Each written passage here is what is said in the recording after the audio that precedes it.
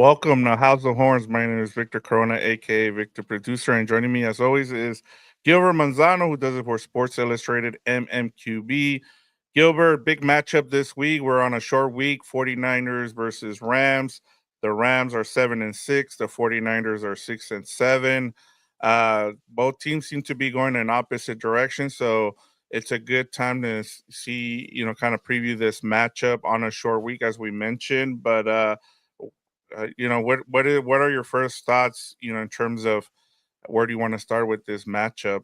Well, first of all, speaking of opposite direction, good timing by you on the countdown. You went like this, and then it Yeah, was 1 second, and then you turned around. You're like Chris Collinsworth. You didn't do the slide in, but it was a I should do turn the of slide the and then go chair, back. and like welcome to House of Horns. I'm Victor Yes, Corona.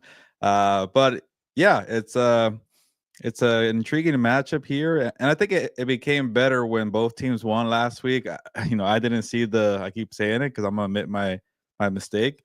Did not see the Rams beating the Bills, and I honestly thought the pathetic Chicago Bears would put up a little more of a fight than they did against the 49ers. And so, hey, both teams got a win there, and they actually both look good. Which is rare for these two teams in the same week here. So and there's a lot playoff implications too. So the Rams are trying to keep pace with the Seahawks, and the 49ers are trying to get back in the race here. They're not too far behind. So, and the Seahawks are playing the Packers. So maybe they lose that one, and maybe both of these teams a winner here. Is in a good spot here. yeah. There's a lot to get into this matchup, as you mentioned. I mean, I know these were the two teams that everybody had going into the seasons that would be going for the division.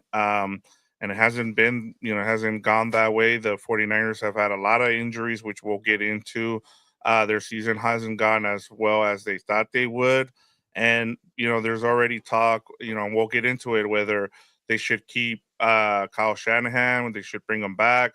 There's also what do they do with some of these contracts going forward as well. But you know, uh, and we'll get into all that, and as well as how good this Rams offense looked on Sunday, and can we expect that going forward? So we'll get into all that. We'll preview this matchup.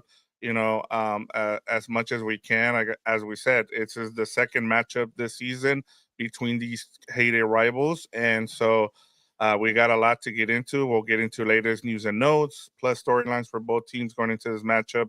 And lastly, we'll do our game predictions before we get to our. But before we get to our game preview, Gilbert, don't you have what is the engagement question for our viewers and listeners? Yeah, let me know the keys and the matchup that you're eyeing for this Rams versus 49ers matchup. Part two. Remember, the Rams beat the 49ers at SoFi Stadium. So let me know your keys to the game here for a Rams victory. Maybe there's something intriguing that you want us to highlight during the show that you want to mention in the comments. We're all for that. We like when people chime in and give us input. We don't try to pretend like we know it all and we're the experts here. We just try to have good conversations and answer questions and have good segments and good dialogue. So let me know, and also just let me know if you feel like this is a good spot game, like you feel confident, or you feel like you never know what the 49ers are. You never know going to Santa Clara and Levi Stadium or wherever the hell they play their home games for the 49ers. And uh, Victor, you did remind me that the Rams beat the 49ers in Santa Clara during that Carson and Wentz Sam Darnold game. By the way, Sam Darnold doing well. Yep. But that one doesn't really count. I want to see a victory and a game that counts for the Rams up there. So it's been a minute. We'll see what happens in this good matchup. But let me know your keys to the game for this matchup here. Yeah, we already have a comment here. We got our guy Jorge Rodriguez, tandem trouble Tuesdays with the terrific too. So there you go. We if we That's need a lot a of show. T's there. There's a lot of teas. Five T's in that Tuesday, one Taco sentence. Tuesday with Yeah, all Jorge. that. So good job by Jorge there. We really appreciate like by getting the comments going. But yeah, continue to share what what your keys are for this game versus the 49ers and vice versa. The 49ers, even if and we've seen Niner fans jump on here. There was a couple of years ago where there was there was all the trash talk between the two fan bases on here. So we really like seeing that from both fan bases. All right, because there was no LA team here, and so there's a lot of 49er fans in Southern California, that's for sure. But Gilbert, we're gonna get to Rams and 49 news and notes, plus the injury report. There's not a lot in terms of there is, but a lot of these are walkthroughs just because it's a short week. I'm sure a lot of people know that, but I just wanted to go through some just some story, just some news and notes. Matthew Stafford has not thrown an interception in the last 4 games, Gilbert, which he's achieved 4 times in his career, but he has never been able to extend it to 5 games during his 16-year NFL career. So he's going to look to extend it to 5 games versus the 49ers. What do you think his chances are of doing so? Uh, I guess a good chance there, but that's a good nugget there. I'm not surprised though. He's a gunslinger. He's not afraid to push the ball down the field. He's never had too bad of an interception problem. Maybe I guess in his early years in Detroit, but it hasn't really been a thing with the Rams. And you see Kirk Cousins struggling. I remember when I was covering Philip Rivers for his final years, he was struggling with interceptions. A lot of quarterbacks his age, even Aaron Rodgers, dealing with interceptions. Yep. Uh, they tend to fall off a cliff when it comes to ball security, and it hasn't been a problem. So that's good that he has this streak again, 4 games in a row.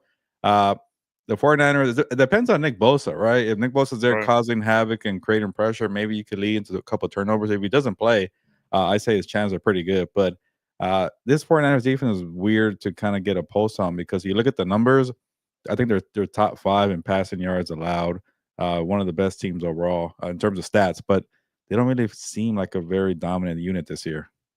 Yeah, and I mean, you had the coaching change there. With the defensive coordinator, they brought in Brandon Staley, which is a name that not a lot of Charger fans want to hear about.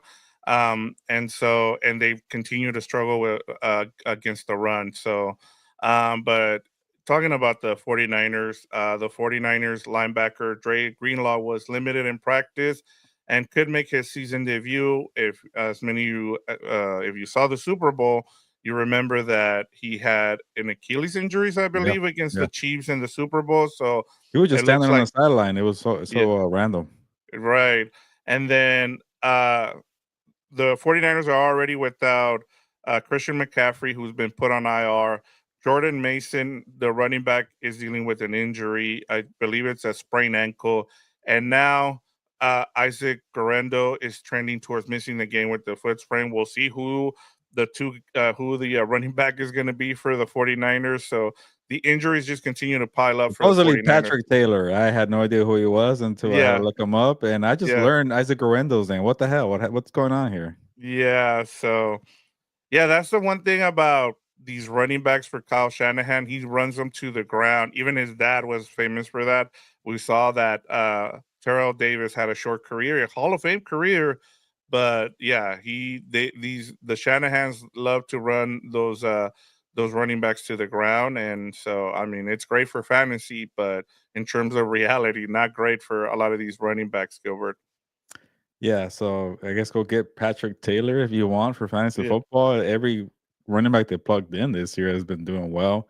At some point, it's got to stop. But I guess they're running back scheme proof there, which yeah. there has to be some limitation. I'm gonna say this is a week that they don't have a dynamic running back, but it is some bad luck there for the 49ers. Yeah, and then another did not practice, Nick Bosa. So we'll see what happens on Thursday, whether he's good to go. And then Trent Williams and Eric Williams, who joined us on the show last week, he brought up Trent Williams and also Charberius Ward. We know what's going on. They're dealing with family issues as Mhm. well. So I doubt we see Trent Williams. I doubt we see Cheverius Ward the rest of the season, Gilbert, because it sounds like both are dealing with family matters. Yeah, that's tough. Reading up on what happened with their families, and hopefully their families are doing well there. And the last thing you want to think about is football for what they're going through. But yeah, who knows? Like it's tough because I'm guessing you never want to have football get in your mind when you have things like that. But they're probably thinking like the season's kind of over.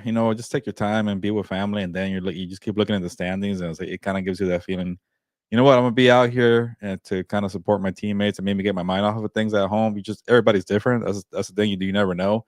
But there might be more kind of a motivation with a big time game, a rivalry game, Thursday night football. If you win, you're back in the race here. So I wouldn't be surprised if maybe some players come back this week because it's been a while too. But again, everybody goes at their own pace, and I think the 49ers are respecting the decision they make. Yeah, I mean, and it's a tough situation, Gilbert, especially when it's a family issue. You just, it's one of those things where you just you let the player take care of business, and then whenever they're ready, you let them come back, and then you deal with it. You welcome them back when they're ready, and you go from there. But it's always tough with that kind of stuff. I'm gonna go quick here with the Rams injury report. Like I said, a lot of this is walkthrough. Not a lot of teams are practicing, and as you mentioned right before we hopped on, because we did try to get somebody to a reporter to join us. They had a late practice. They have a late practice tonight. So this is as of yesterday. Kobe Durant did not practice. He suffered a chest injury in the game against the Bills. Defensive end Tyler Davis with the calf did not practice. Jordan Whittington with the shoulder did not practice. Davis Allen with the shoulder did not practice. And Marcus Robinson, who made that incredible catch only for it to be nullified on a penalty and got hurt on that with the shoulder, did not practice. And then Bo Limmer, which is, I think, a huge one with the knee injury, did not practice. Tyler Higbee was a full participant. And I did hear today that there is a chance he makes his debut as well against the 49ers. So we might see Tyler Higbee, which they really need, Gilbert, because I thought that was one of the big things we saw versus the Bills. Uh, the Rams used some four wide receiver formations, which I guess uh, Sean McVay was like, you know what, these tight ends ain't doing anything, so I might as well start using some of these wide receivers. So Tyler Higbee will be a welcome addition. Yeah, I can't say, maybe they should play it safe. It's a short week, don't risk it. But last time they were on a Thursday night football game, people were saying Puka Nakua won't play, and then the day Yeah. arrived, and Puka Nakua's going to play, or he will, but he's going to be on a limited snap count. Then he played a full game and he balled out, and they beat the Vikings. So you never know. This team is pretty. They like to keep some information in house, but also when they want to play mind games and throw people off, they release some Yeah. information. So we'll see what happens, but. It's a tough injury. He's been practicing for a week or two now, so maybe he does come back. But then again, yeah, you don't want to force a guy to play. Yeah, I think he's in his third week now, so I don't know how much longer you can. I know there's a 21-day window where, for him to come back. So it'll be interesting to see, especially on a short week, whether they pull the trigger or not. We'll see. Let me get to some of these comments before we get to our storylines. It's awesome. I mean, to see Willie Bone says the LA Rams are phenomenal. Now the team should take their winning energy to Santa Clara Thursday night. Jorge Rodriguez says the boss the bosses have a nose for the they do.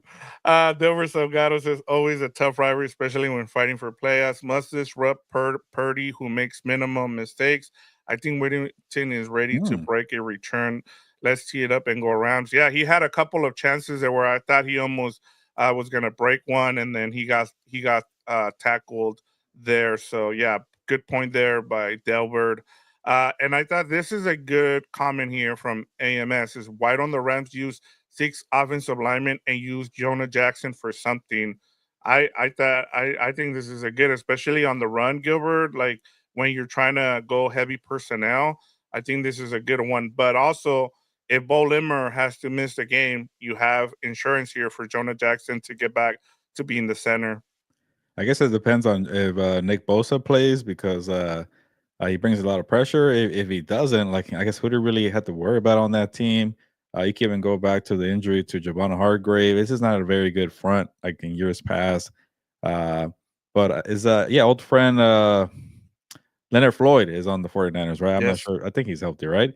Yeah. But like it's not really kind of one that you warrant having an extra protection, an extra lineman to play like that. But if Nick Bosa is playing, and I'm sure they're thinking about, hey, just in case if he does play, let's have some packages. That's when you definitely do it. Yeah, and this time of year is when you start seeing some of the stuff that you've been kind of saving, especially when this is the second time you're facing the 49ers. And with how well these two teams know each other, you don't want to show something in the first matchup. You want to leave it for the second matchup. So this would be something to kind of see in this type of game, especially on a short week. Jorge Rodriguez says if Correndo's out, they might all have open tryouts to the public. Yeah, it's been pretty bad for the running backs there. Uh, uh, in I always try to say San Francisco, but it is San Francisco. It is the San Francisco 49ers, but they play in Santa Clara. It's Yeah, always weird. 45 minutes away from San Francisco. Yeah, it's always weird.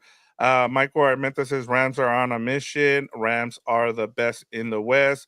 How do you say this? Is this metro? It says we'll beat the escalator gang. Uh, yeah, uh, I think you got it right.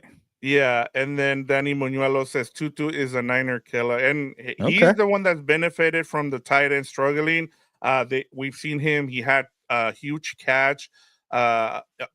I think he's the one that caught the fourth down catch from Stafford. Yeah, So you're that right. was Yeah, that was a huge. big time. Yeah, I don't even know if we Yeah, touched on it last week. There was so yeah. much that happened, but yeah, Yeah, and Andres says current time. So oh, here we go. We got a I Niner like the fan. She picture. says Papa J says, "Hello, House of Horns. I'm a 49er fan, but open-minded to learn everything about the Rams. Hope everyone is doing great this evening." So good to have you on. We'll get into the 49ers. Actually, this is a good segue from Papa J. So thank you for that. We're gonna start off. We're gonna get to Rams and 49ers storylines. And Gilbert, one of the things that, one of the biggest storylines, I guess, as we get here into week 15 that has to do with the 49ers is that this is Kyle Shanahan's eighth season as the 49ers head coach. He's coached in 128 games with a record of 70 and 58 and an 8-4 record in the playoffs. He's had a couple of 6-10 and 6-10 seasons and 4-12 seasons before. So this isn't the worst season that the 49ers have had coming off, but I guess it's a bad season because they're coming off a Super Bowl appearance, and this is not what 49ers fans were anticipating this season, especially with all the talent they have on this team. And of course, we've talked about there's been a lot of injuries with this team. Um, but he was asked by reporters after the win against the Chicago Bears about his tenure, and he said, I know I don't want to be any place in the world more than here. My family feels just as strong, if not stronger. So does how Shanahan and the 49ers need a fresh start from each other after the season? We've seen a lot of frustration from 49er fans about Kyle Shanahan and not winning the Super Bowl. They've had two tries to do so. Um, and then also, I've heard a lot of things about perhaps some teams trading for him. Um, one of them being the Chicago Bears, who they just beat. And then the other thing, too, that a lot of people are making comparisons to, I've brought this up before, and it's the comparisons between Kyle Shanahan's career with the 49ers and what we saw from Andy Reid when he was with the Eagles, because he couldn't win the Super Bowl with the Eagles. Then he goes to the Chiefs, gets a fresh start, wins a couple Super Bowls, gets his quarterback. He hasn't been able to find that quarterback, that elite quarterback. So what are your thoughts here? Should Kyle Shanahan and the 49ers, do they need a fresh start? I think this is one of the dumbest things that 49ers fans or reporters could even consider because Kyle Shanahan is one of the best coaches in the NFL.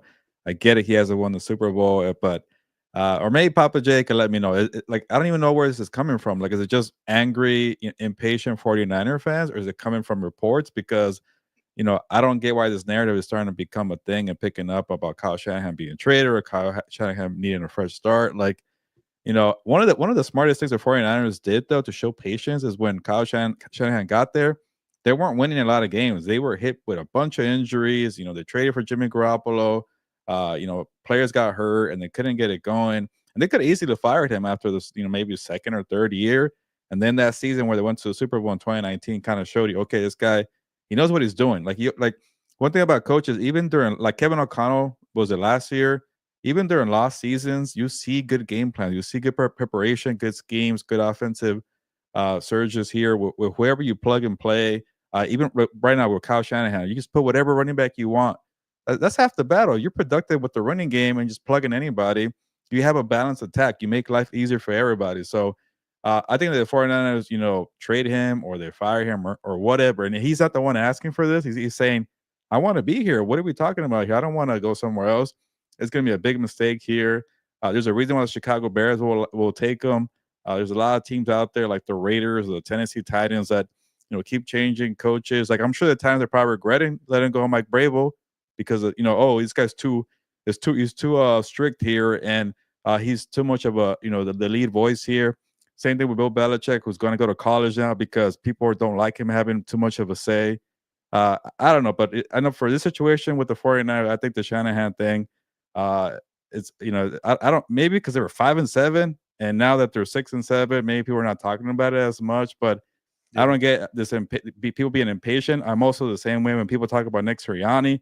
He's going to another playoffs, but they're saying Nick Sirianni is the reason why Jalen Hurts and AJ Brown are fighting. He's not a leader. He's not a coach. Like, come on. Like, are we just really that impatient? Are we trying to blame the coach for everything? Been to 2 Super Bowls, 3 consecutive NFC title games, one of the best offensive schemes out there. And then look at Brock Purdy, the last pick in the freaking NFL draft, about to get paid $60 million per year. That's all Kyle Shanahan right there. Yeah, and I agree. I mean, honestly, like the as soon if they're dumb enough to the 49ers to fire him, or they say, you know what, let's trade him or go our own ways kind of thing. If he's on the if he's a free agent coach, he's gonna get the next minute he's gonna get picked up. So yeah, and this is true here from Steve On. He says Lynch loves Shanahan, so unless the owner fires Lynch as well, Shanny isn't going anywhere. We love him as an OC with the Rams, but that would never Imagine happen. that. Yeah. Yeah, I mean, he's gonna, and we just saw this. Like all these guys know each other. We saw this with the coach of the Jets. He got fired and he ended up on the coaching staff with the Packers, like because he knows Matt LaFleur. So this is gonna happen if that's the thing that happened. But look, even Papa J says, I'm not a big Kyle Shanahan, but I do know one thing. He's not going anywhere anytime soon. His overall success in the 49ers overpowers this season. And Kyle Shanahan is what Dave Roberts is to the Dodgers. Like for the longest, Gilbert, I just heard people just dog Dave Roberts because of his success in the postseason. Now he wins the World Series, and everybody's like, "Yep, he's a first ballot Hall of Famer whenever he's done managing." So it's the same thing, and I understand the success. Hey, it'll happen for the 49ers eventually with Kyle Shanahan. You just need to be patient if you're a 49er fan. But if you're if you're dumb enough to let him go, I'm telling you, that's going to be one of the biggest mistakes you made, and you might be dreading that for a long time. And as Stevan said, like unless the owner fires him, I just don't see this happening. Yeah, or even look at what happened with Jim Harbaugh and the 49ers not too long ago, or I guess about 10 years now. Feels like not that long ago to me. But Jim Harbaugh was winning, and they got frustrated because he didn't make the playoffs one year. I get he's a hard ass; he's a lot to deal with, but that became Michigan's benefit, and now the Chargers benefit. But imagine that could Yeah. have been something where like John Harbaugh and the Ravens are together still because they just kind of make it work. But it just kind of it tells you how much you have to be in sync with the front office, the ownership, anybody who has any kind of sway with the team. But yeah, like just don't regret what happened with Jim Harbaugh and like it was like a feud between him and Trent Baalke, and Baalke is now with the Jaguars doing the same crap over there, not even winning games over there. So uh yeah, everybody is different. Sometimes people are too demanding or they're too stubborn. But if they're winning games, like you gotta see it through. What if Sean McVay never won the Super Bowl in 2021? Like even right now, people want him to kind of Yeah. step down or get Yeah. fired or get demoted. He has a Super Bowl, but it's hard to find coaches like that. And I get it. Maybe people hype up Sean McVay and Kyle Shanahan a little too much here, and you should, criticize for their flaws here. But to fire the guy and then trading him, I think is a little too much here. But yeah, like you mentioned, he'll get picked up very quickly. Yeah, and I mean, Ram fans know this situation because they've been kind of dealing. I think the difference is Sean McVay won the Super Bowl, but I mean, it keeps being brought up every time. Like what's his record been since they won the Super Bowl? It hasn't been good for Sean McVay, but I think one of the things that I started to see just to kind of put kind of before we move on here, um, is the fact that they wish these guys like Kyle Shanahan and Sean McVay, is they kind of took the CEO position and let other people handle some of the stuff. Like, and I think one of the Kyle Shanahan's biggest mistakes has been hiring a not I guess not I mean not hiring a good defensive coordinator lately, I guess the last 2 seasons, because before that he hit it out of the ballpark with his hires, and I think the last two have not, resulted in a good way. Yeah, I thought the Steve Wilkes thing was kind of like a little premature, but Yeah, I agree. I get it. They went to the Super Bowl, so he Yeah. was doing better than what's going on right now. I think it's Sorensen, right, and Yeah, Staley Sorensen. kind of Mhm. in a way Staley's also helping out. And but look at the numbers. I'm telling you, they're actually good numbers. It's just it's not what you expect from a typical Niners defense, and also Nick Bosa hasn't been playing, but. Yeah, it's just people are losing their patience, and I get it because their Super Bowl window, at least for this core group, might have closed. But Yeah. I'm higher on Brock Purdy than most people, and I think when you have a quarterback like that, you tend to have different windows of opportunities just with different core groups, and that's going to be a challenge for Kyle Shanahan and John Lynch if they're still together to find a new group of players to kind of build around Brock Purdy because the money he's going to get, and we don't know what's going to be the money. Maybe Brock Purdy says, "I don't need all that money." Well, you're a seventh round pick. Maybe you need all that money, Yeah. and you're paying rent in Santa Clara or whatever it is. Yep. But once you pay him, you got to figure out how to maneuver around the salary cap and draft well. So we saw the with Ricky Pearsall. They drafted him. Maybe Deebo Samuel might be in the way. I know there's a conversation coming up soon. But you got to find ways to maneuver around that. So maybe this could be that 1 year reset. And we saw with the Rams, they won the Super Bowl, but you had to reinvent yourself and reset. And we saw with all the draft picks with Puka Nakua, Kyron Williams, and Jared Verse, and the list goes on. So this could be a good challenge for them to, reinvent themselves. But hey, they're still in the race right now. Yeah. And I think that's going to be the thing going forward for them, is trying to figure out that middle ground to where they can reload as opposed to rebuild. So that'll be something to for them to do, and we'll see what happens going forward. But I'm sure Ram fans are happy to see the demise of the Niners, at least for the next couple of years, and I'm sure this seeing all this is good for Ram fans. And then one more thing here from Papa J says, it comes to 30 years of not having a Super Bowl title and fans Yeah. being very impatient. So totally agree. I mean, I understood that. Coming from a Dodger fan, I can tell you that the whole Dave Roberts thing, that was the biggest thing, was like when it came to the playoffs, it was always like, man, some of these decisions, but you understand where they're coming from, because it's a not only a front office thing, but also a coaching thing. But it's hard when you have that much success and you don't get, as Papa J says, you don't get that orgasm. It says there with this comment. I won't share it, but yeah, we'll see. And Stevan says, I really hope they max out a contract for Purdy. 70 million sounds fair. Yeah, So yeah, I get what you're saying, Steve. Maybe yeah, he's not worth 70 million, but I think he's a good quarterback. But I get what you're yeah. doing. All right, so moving on. One more thing here. So Debo Samuel tweeted it, then deleted on Monday, not quote, not struggling at all, just getting the ball, not getting the ball, with a shrug emoji. Then readers added some context with quote, leads the team in drops. He is struggling.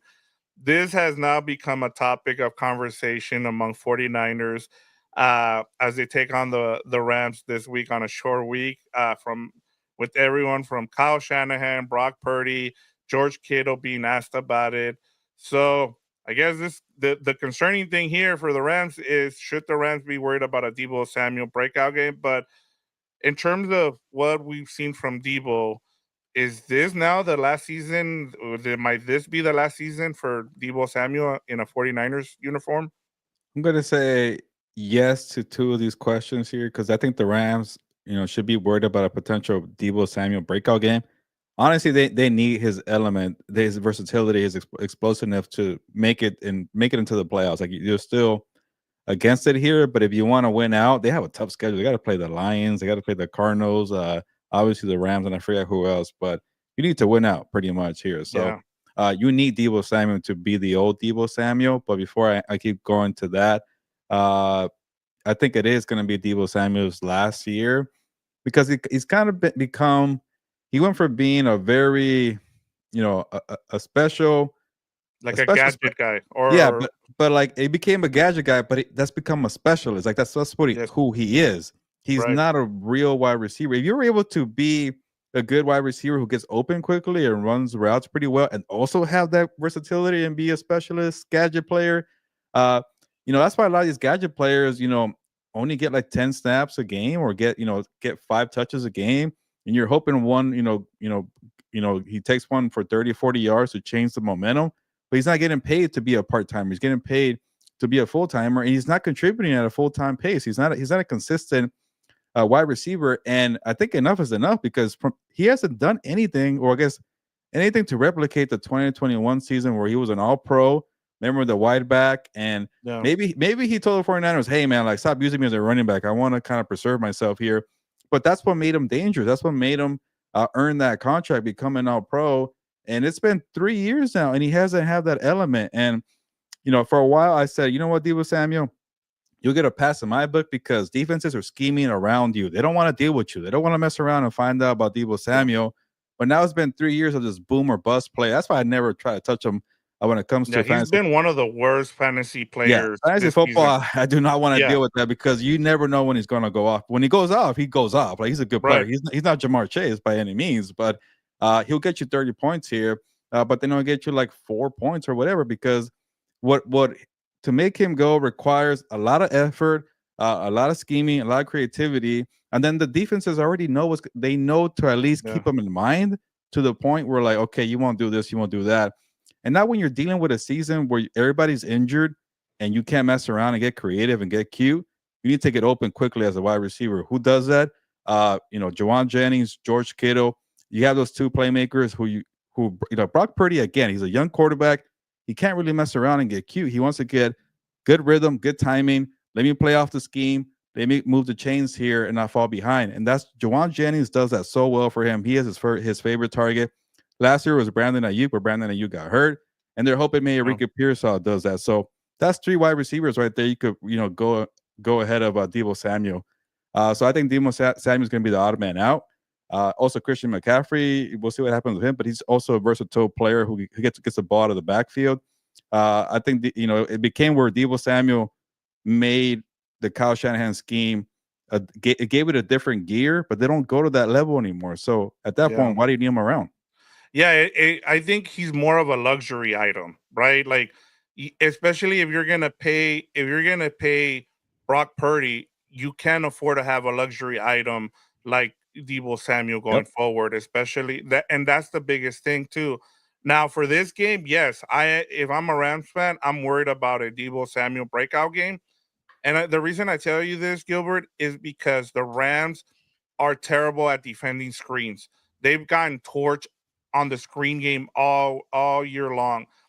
And with no CMC, no Jordan Mason, a running back that can catch the ball out of the backfield on a good on a good in a when you have this kind of a system, it's going to be hard with no CMC. So, you have, even if, let's say, Jordan Mason or Isaac Correndo were to play, you're going to hammer those guys inside the tackles.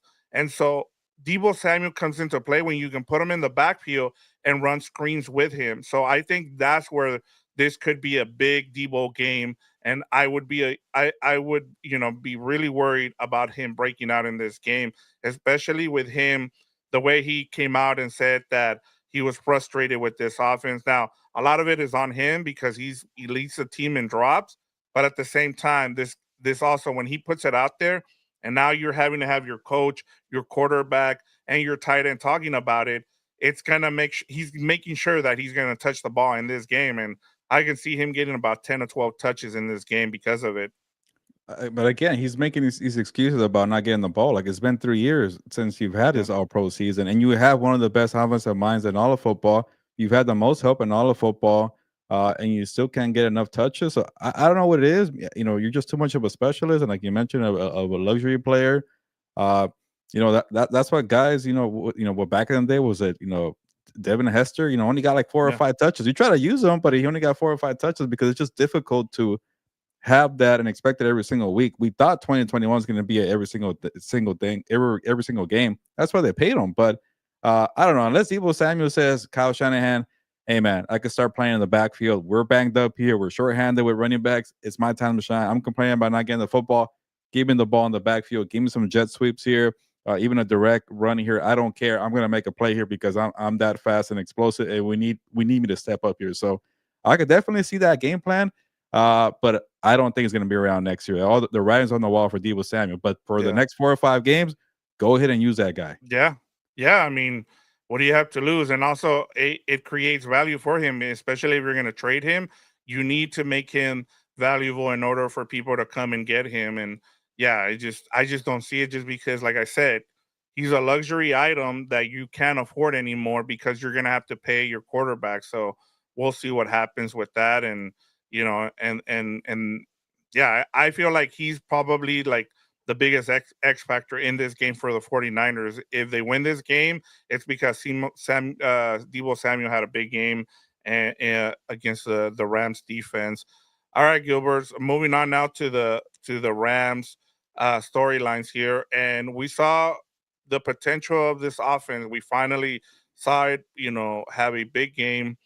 They put it together on offense versus the Bills by posting season highs in total touchdowns with 5, points with 44, first downs with 28, total yards for 457, and their best third down efficiency by going 11 for 15. Matthew Stafford was asked about, what's been the cause of them playing better on offense, or at least doing so for 4 quarters against the Bills, and said he attributed to the byproduct of what they've been doing during the week, the work they've been putting in practice on the practice fields, meeting rooms, and over the last however many weeks, they've been starting to show up and having guys back and getting some continuity is a plus for us. And the quote.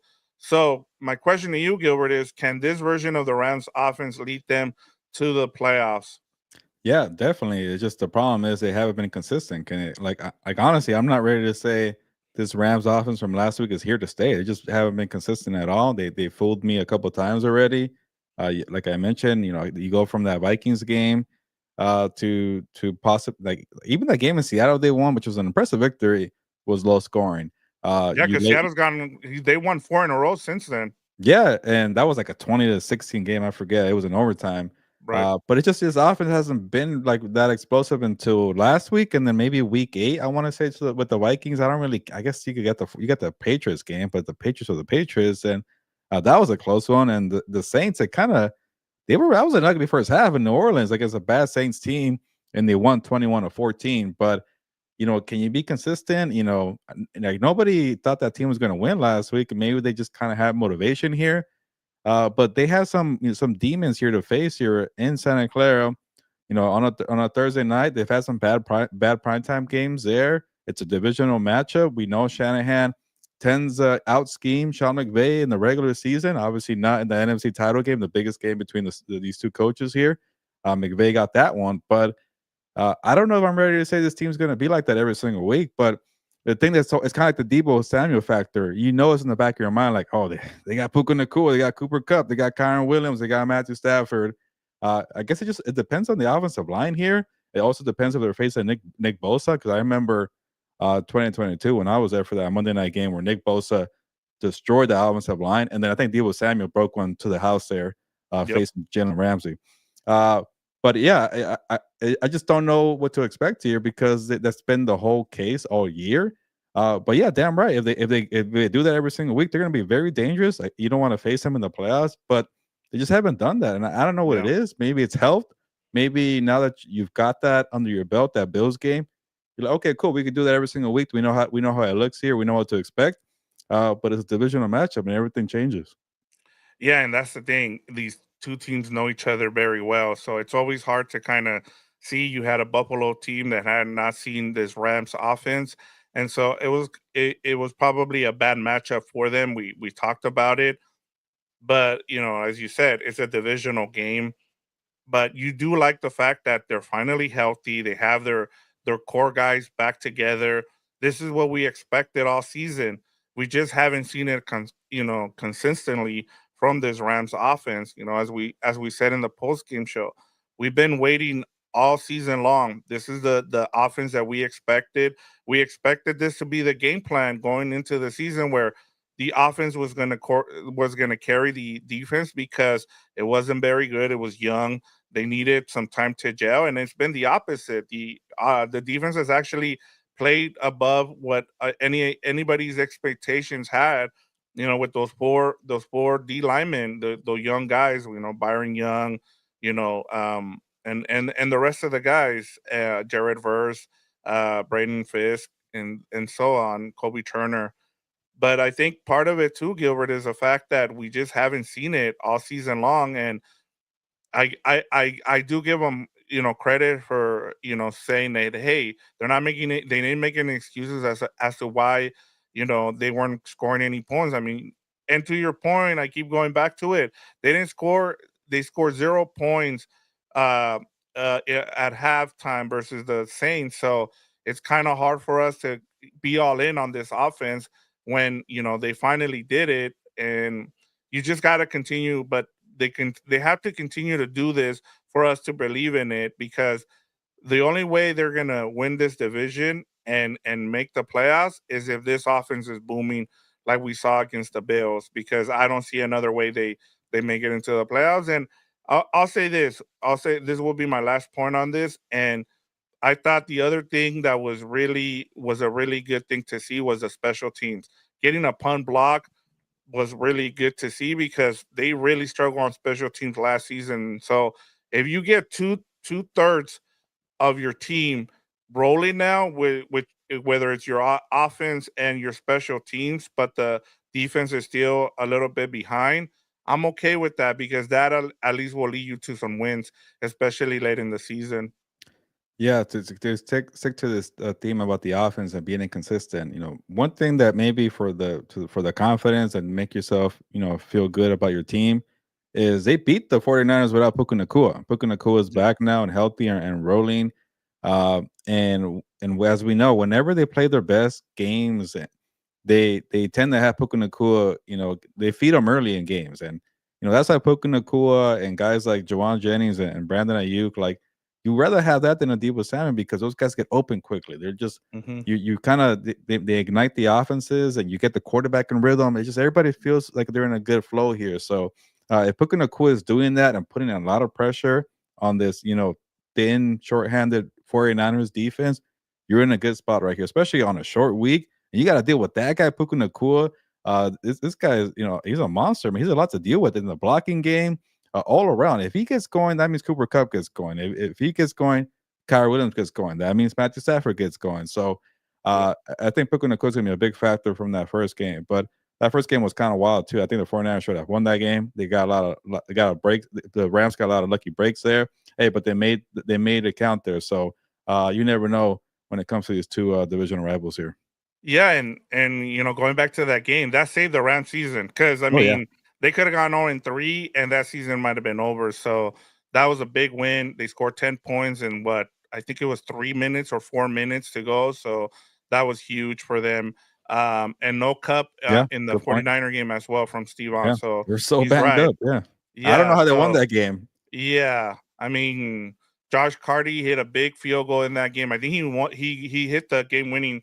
Things have changed with Josh Carty. They need to get him back on track as well. So, yeah, a lot to kind of figure out here for this offense. But I think it starts with them. If they're and that's the thing too, Gilbert, because if they get into the playoffs, nobody wants to face this offense. I don't care who it is. They match up well. I guess the only team, and we'll talk about it on Combos on the Beat, but you know, I think the one team they want to avoid is the Eagles, because outside of that, it's going to be a Yeah, problem for every wasn't other even team. close.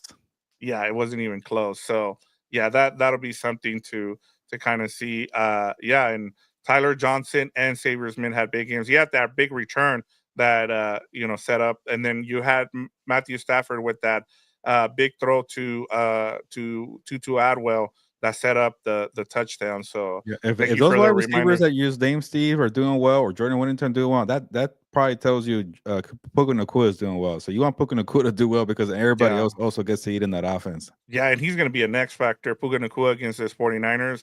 There are some guys that are banged up for the 49ers on defense, as we talked about, whether it's Shabarius Ward, who is out because of a family matter. But also, you can run the ball on this defense. This run, they're not great. If you can run the ball on them, you should be good. But we'll see. I'm interested to see what uh, we'll see what happens there in terms of how they scheme up things between these two coaches, because that's the good thing. I know a lot of people will be checking in. I know it's a short week, but there's a lot to install in a short week. But these guys are really good. Given what they have, they're good at, what is it, at making chicken, what, with less. So we'll see what happens there. And as I said, these two teams know each other very well. The coaches, front, top to bottom. So, what's the key to a Rams win and a matchup to watch for you, Gilbert? But before you give me that, I want to make sure I've been saving some of these comments because I wanted to add them to this question here. And one question here that we have from AMS, that says, "Why don't the Rams use six?" Oh, no, sorry, that was a wrong one. I had another one by AMS. Here we go. How bad is the Rams secondary, and how do you fix it? It's pretty bad, and the thing about this, 49ers, and this could be my key. I'll just give you my key here, Yeah, because I do want to talk about the defense. We haven't touched too much on the Rams defense, and you cannot have no sacks. They had no sacks last week. You better have some sacks here with your defensive front. That's your best thing you do defensively, is put pressure on the quarterback. But yeah, the one good thing for the Rams secondary is they don't really have a lot of vertical threats here besides Deebo Samuel. But that's the thing, when Deebo Samuel has been so bottled up that maybe if he keeps doing that, you're okay. But when you focus so much on Deebo Samuel, what happened last time? Jawan Jennings just went off. He's not a burner, he's not a deep threat, but he gets open so quickly that you look up in the third quarter like, crap, this guy has 10 catches for 140 yards here. So that could definitely hurt you again with that secondary. But yeah, maybe it's a Deebo Samuel game and you have to worry about Jawan Jennings. That's the problem with dealing with the 49ers team here. But you better have a better game plan than what happened with Jawan Jennings. So to me, the oh key is yeah, take away Jawan Jennings. He's the security blanket for Brock Purdy. Maybe in a way, force Deebo Samuel to wake up and do something because Jennings is just so consistent. He's a great target on the money downs here.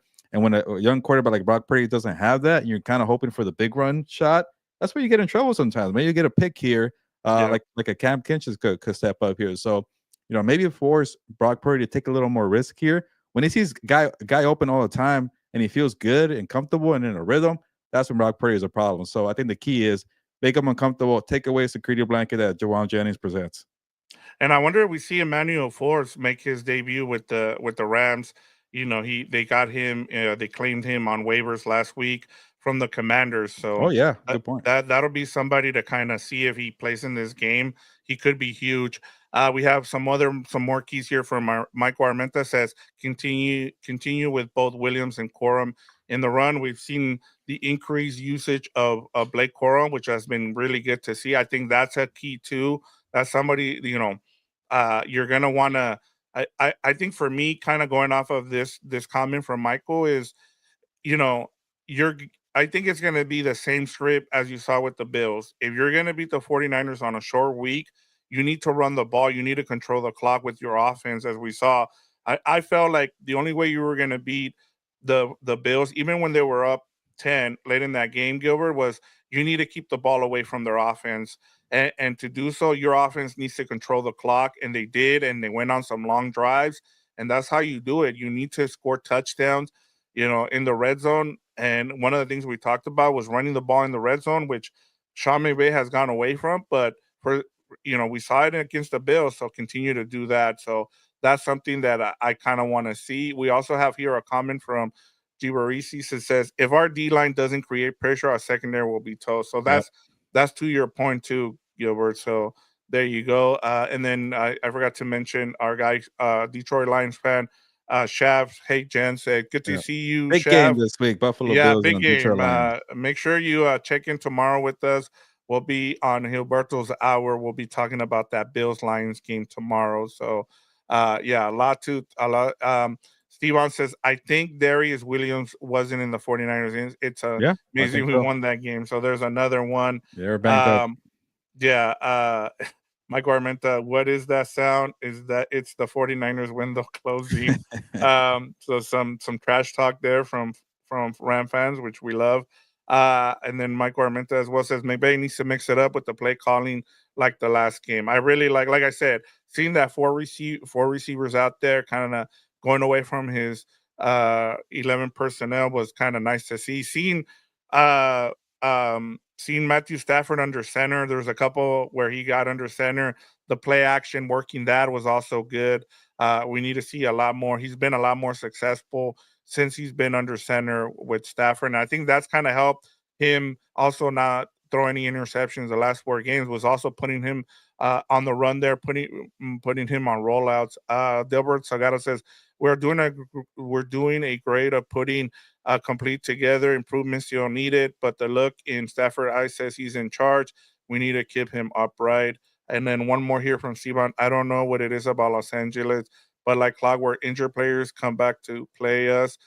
Expect Bosa and Trent Williams this week. Yeah. So yeah, at least Stevan is keep. He doesn't think that they'll come back. And just one last thing, just in terms of a matchup to watch here for me, it's going to be the offensive line going up against that D line for the 49ers. If this offensive line can do what they did against the Bills, Gilbert, I think that's going to be a key for them to win this game. If you can continue to run the ball, we saw Kyron Williams go over 100 yards. We saw Blake Corum get around 38 yards. So if you can get about 150 yards rushing in this game, I like their chances of winning this game. So I think that's going to be a good matchup to win. And I think that's the key is running the ball and controlling the clock. Yeah, selfishly, I want to see Nick Bosa in this game to see best on best and chess Yeah. matches between both sides. But I know Rams fans would rather not see Nick Bosa. But hey, he Yeah. played in the first game, and I think they're okay. So Yeah, uh, and the Rams were missing a bunch of guys, and so yeah, we'll see. I mean, that's just the way it is. But you're right. I mean, you want to see the best against the best, but sometimes it doesn't. Because of injuries, you're not able to. All right, Gilbert. The Rams are 2.5 point underdogs. The over under here is 49. What's the right side of this bet? yeah, so the Rams are plus Like, 2.5 points here. yeah, Uh, and I guess I was a bit surprised that the Rams weren't the favorites here because of the kind of the crappy year that the 49ers have had, but that's what happens same. when you beat the Bears. But again, like the 49ers have a bunch of injuries. The injuries for the Rams occurred earlier in the season. But yeah, I guess the Rams are the road team on a short week. That does count for something, especially this late in the year when you're a little more fatigued and you're kind of beat up. And it's good to be at home for the 49ers. So, and also that these are divisional rivals, so I guess I see that. But I would take the points here or the plus 2.5 for the Rams here. It can maybe end up in a 1 point game. Who knows? So I will take the points here for the Rams, and then I don't know, the over under. Part of me wants to say it could be a defensive matchup, but both defenses are kind of so. I think I'll take the over here. It's high again, and Yeah, after last week, man, they probably should have put that as at 70 something after what happened there. But yeah. I would not be surprised. This is a tough one for me to gauge on the total. Yeah, I would take the under in this one just because of it's a short week, and I think you kind of want to limit the exposure for both teams, and so I can see it being a heavy run game for both teams where they go on long drives and it just cuts down on the scoring. So yeah, I think it's going to be the under here, and then I'm with you. Take the Rams points here at 2.5. Even if the 49ers win, I could just see this being a close game, just like we saw in the first matchup. Just these teams, even though the 49ers have dominated in terms of win, they've been close one score games, and so yeah, I'm with you. I give me the points with the Rams as well. And then let's go to predictions here to end the show, Gilbert. We have two here in our comments. Mike Armenta says, Rams 27, 49ers 24, Steve on 35, 27 Rams. And then Steve on says need versus ankle to be ready. He did pop up on the injury report as well. Yeah, I'm gonna try to pretend like I everything that happened last week did not happen. I don't want that on my mind. And I'm gonna go off of the full season here. And I think from the full season, I think the Rams are in better shape than the 49ers have. I'm gonna keep it close though, and I guess I'll take the under too. So I'll go 24-23, Cardi field goal at the end to make everybody worry and sweat and hope he doesn't miss, but he makes it 24-23 for a good game on Thursday Night Football. Yeah, and he's going back home, I guess technically, because he went to school in Oh yeah, Stanford. So, yeah, uh, yeah, like we've seen the Rams do this where they've had 10 days to in two games and in a short amount of time. They last season they went 2-0, and then this season they've already gone 2-0. This is their third try, and so it's hard. Maybe I should pick the 49ers here just so we're a little bit different. So I'm gonna do that just for the sake of the show instead of us both going with the Rams here. I say, it's a close game and the 49ers win it. I'll say it's 21-20. Just for the good of the show, but I'm with you. I think that the Rams have a good possibility of winning this. They've been able to do the whole short week kind of thing, and they've been successful. I think the only difference is in the other times they played at home. This time you're having to go to Santa Clara, which isn't a big thing, but we know how uh it favors the home teams on Thursday night, Gilbert. We've seen it even with the Browns in a divisional game against the Steelers. So that's the only. If I'm being completely honest here, I'm not being a homer. That's just the reality. I got to go with the way I look at things in terms of betting and everything. I just think the home team gets the advantage in this situation, but I'm more than happy to be wrong. yeah. No, like I mentioned, in Thursday Night Football this late in the year, home teams tend to win. Like the Lions won last week against the Packers; they were at home. The Browns were at home when they beat the Steelers, so in that snow game. So yeah, I haven't gone far back, but I think the Thursday home team in the last couple months have been winning. So, but every game is different. So, and also this travel is not that far. It's not going to be a snow game either. So, we'll see how it turns out. But yeah, so we're on opposite sides here, but I hope you guys enjoy this preview matchup. But yeah, I'm actually excited for this. I mean, we've gotten really lucky the last couple of weeks and for with the Thursday night games. So this will be a good one to watch. And then you got the Rams, who offense is starting to roll, and hopefully they continue it up in Santa Clara. But Gilbert, I'm looking forward to this one and can't wait for Thursday. We'll be joining you guys after the show. Hopefully Gilbert doesn't have anything to write about, and we can just start off right after the game. So make sure you join us on Thursday after the game.